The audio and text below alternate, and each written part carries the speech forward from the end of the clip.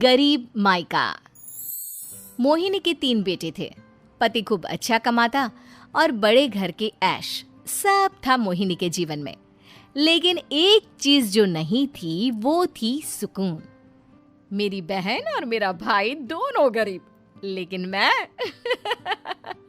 मेरे पास तो नोट की बरसात है। तभी मोहिनी की बहन बीना उसके दरवाजे आ जाती है। अरे मोहिनी, कैसी है? मेरे घर में ना सिलेंडर खत्म हो गया है। तेरे पास तो इतने पैसे हैं, भरवा देना मेरा सिलेंडर।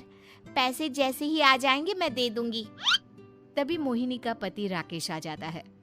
क्या है बिना, ये अपने घर की परेशानी हम लोगों के घर ना गाया करो। तुम्हारी बहन को तुम लोगों पर तरस आ जाता है और वो पैसे देने लग जाती है। मुझे ये बिल्कुल पसंद नहीं है।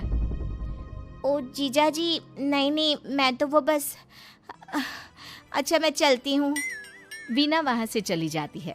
उसके जाने के बाद अच्छा किया जो आपने सुना दिया। अरे न जाने क्या सोचकर मेरे घर आ जाती है कि जैसे यहाँ तो भंडारा भरा है। अरे कितना तो दे दिया। अच्छा जी, जरा 1000 तो देना। वो बिन्नी दीदी है ना, उनके घर जा रही हूँ। उनका पोता हुआ है तो मुंह दिखाई दे दूंगी। हाँ, उन लोगों के आगे तो शो ऑफ किया करो। वो खुद को बड़ा अमीर शो करते हैं ना। दिखा दे कि तू भी किसी से कम नहीं है। हाँ जी, इसी के लिए तो जा रही हूँ। मोहिनी तैयार होकर अपनी बुआ की बेटी के घर जाती है, जहाँ उसके पोते का कार्यक्रम चल रहा होता है। वहाँ वीना भी आई होती है। अरे वीना, क्या जरूरत थी यहाँ आने की? तेरे घर पर गैस नहीं है तो वो भरा लेती। क्या करूँ मोहिनी, बुआ को बुरा लग जाता नहीं जाती तो। वैसे मेरे पास एक जोड़ा बच्चे का कपड़ा रखा था, वही अपनी चांदी के पायल के साथ देने जा रही हूँ। घर पर गैस थी नहीं, सोचा परिवार यहीं खाना खा लेगा, बाकी सुबह का सुबह देखा जाएगा। मोहिनी को बहन पर दया आ जाती है। वो पर्स से 1000 रुपए निकाल कर दे देती है। ले वीना, लेकिन पैसे वापस कर देना, तेरे जीजाजी हिसाब लेते हैं। मोहिनी भी क्या करती, गरीबी में बहन का सहारा ही उसके जीवन जीने का आधार था। फिर एक रोज, सुनिए, भाई के घर बेटी हुई है, मुझे माँ के पास जाना होगा। अरे उस घर में ना कूलर है ना एसी, कैसे रहोगी तुम? हाँ, वही सोच रही हूँ कि अकेली जाऊं, बच्चों को साथ ना ले जाऊं। चले जाओ, लेकिन ये जो तुम अपने गरीब परिवार से मिलने चली जाती हो ना, मुझे बिल्कुल अच्छा नहीं लगता। पता नहीं मैं भी कैसे मैनेज करती हूँ, लेकिन क्या करूँ। मोहिनी भाई भाभी के घर आती है। मोहिनी, कैसे आना हुआ? तू यहाँ हम लोगों के घर रह लेगी या फिर किसी होटल में रहेगी? क्या हो गया है माँ? मोहिनी को क्यों ऐसे बोल रहे हैं आप? अरे तू नहीं जानती अपनी ननद को, पैसे वाली है ना, तो ऐड कुछ ज्यादा ही है। मोहिनी को माँ की बात का बुरा नहीं लगता है, क्योंकि उसे पता ही नहीं चलता कि माँ उसे जली कटी सुना रही है। वो भाभी की बच्ची के साथ लेन देन करती है और वहाँ से चली जाती है। उसके जाने के बाद, माँ, क्यों आप मोहिनी को इतनी सारी बातें सुनाती हो? भाई का बेटा बोल पड़ता है। माँ, क्योंकि दादी जानती है कि बुआ के अंदर घमंड है।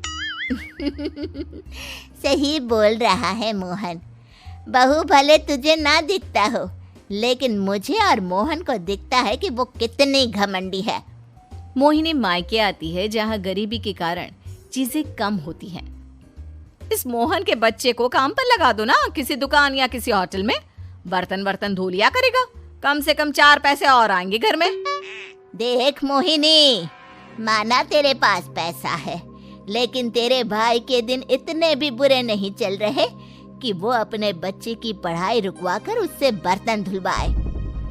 मोहन माँ की ओर देखता है, जैसे आंखों से बोल रहा हो, देख लिया बुआ का हाल।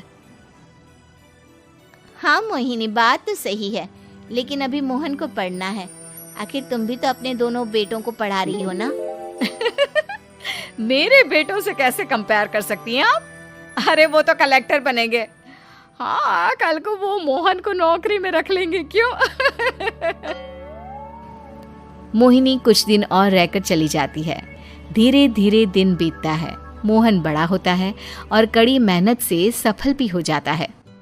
मोहिनी, माँ के जाने के बाद तो तुमने भाई भाभी के घर जाना छोड़ ही दिया, क्यों? वो क्या है ना, उन लोगों का घर छोटा है, मेरे बच्चे जाना ही नहीं चाहते। पर तुझे क्यों अचानक मायके की बात याद आ गई? यार, मेरा तो मायका है, भाई भाभी है, मेरा तो आना जाना लगा ही रहता है। हाँ, क्योंकि तुझे आदत है ना ऐसे छोटे से घर में और कम पैसे में रहने की। वैसे क्या खबर है आजकल मायके की अपने? अब वो घर छोटा और कम पैसे का नहीं रहा, क्योंकि मोहन तो बहुत बड़ा आदमी बन गया है। फिर क्या? मोहिनी भाभी को फोन करती है। मोहन किसी बड़ी कंपनी का मैनेजर हो गया है क्या भाभी? क्या ये सच है? हाँ मोहिनी दीदी, अब तो हम लोगों के गरीबी के दिन कट गए। आपके भाई ने कोई अच्छे कर्म किए होंगे जो हम लोगों का बेटा इतना अच्छा कमा रहा है।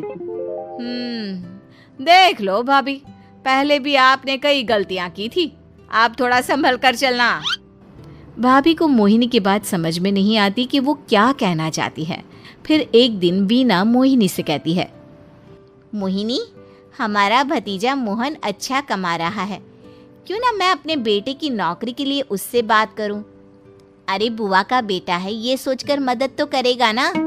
हाँ हाँ, क्यों नहीं करेगा, उसके बुरे दिन में तो हम भी खड़े थे। मोहन को वीना फोन करती है और अपने बेटे की मदद करने की बात करती है। हाँ हाँ बुआ, क्यों नहीं, आप सिद्धार्थ को भेज दें, मैं अपनी ही कंपनी में उसकी नौकरी करवा देता हूँ। दिन बीतते हैं, अब वीना के हालात भी अच्छे हो जाते हैं। क्या बात है वीना, तूने भी कार ले ली, वो भी इतनी अच्छी? हाँ मोहिनी, अपने भतीजे के कारण तो हम लोगों के दिन अच्छे हो गए। उसने सिद्धार्थ की नौकरी लगवा दी है, वो भी शानदार। ठीक है, लेकिन पैसे ख्याल से खर्च करना। वो क्या है ना, पैसे आने आसान है लेकिन संभालने मुश्किल। मोहिनी घर पर अपने पति से बात करती है। देखो ना, सबके पास पैसे हैं, एक वक्त था जब मैं ही अमीर हुआ करती थी। लगता है कि ज्यादा दिन नहीं रह पाओगी, मेरी नौकरी को कुछ साल ही बचे हैं और तुम्हारे दोनों लड़के निकम्मे हैं। उन लोगों को बोलो ना कि नौकरी करे। तभी वहां मोहिनी के बेटे भी आ जाते हैं। अरे हमें क्या मोहन समझा है जो दिन रात गधे की तरह काम करते रहे? खैर, दिन फिरते हैं और मोहिनी के पति की नौकरी भी खत्म हो जाती है। मोहिनी क्या करे, थोड़े से पैसे में गुजारा नहीं हो रहा है। तो क्या करे, मेरी समझ में कुछ नहीं आ रहा। मोहन को बोलो ना कि वो इन दोनों के लिए नौकरी देखे, जैसे सिद्धार्थ के लिए नौकरी देखी है। मोहिनी क्या कहती, उसे अपने वो दिन याद आ जाते हैं जब उसने भाभी से मोहन को नौकर बनने की सलाह दी थी। क्या हो गया, क्या सोच रही हो मोहिनी? यही कि वक्त कभी भी किसी का भी पलट सकता है, ऊपर वाले से डर कर रहना चाहिए।